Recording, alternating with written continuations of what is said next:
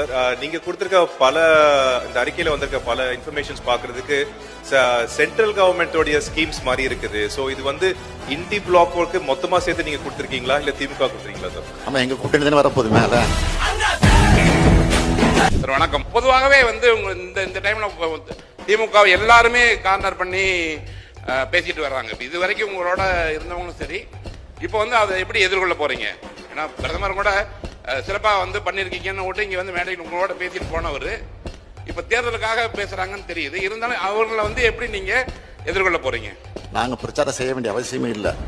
நாங்கள் ஏற்கனவே சொல்லியிருக்கேன், இங்க ஏற்கனவே இருக்கக்கூடிய ஆளுநர் வந்து அவரே போதும் திமுக நல்ல பிரச்சாரம் பண்ணிட்டு இருக்காருன்னு.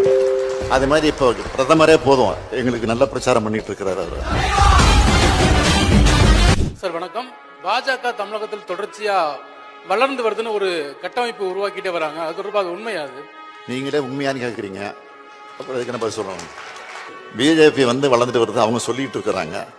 தேர்தல் முடிஞ்ச பிறகு தெரியும் யார் வளர்ந்துருக்கிறா, யார் 2ஆம் இடத்துல இருக்கா, யார் 3ஆம் இடத்துல இருக்கிறா, யார் வந்து நோட்டை விட குறைவா ஓட்டு வாங்குறாங்கிறது தெரிய போகுது.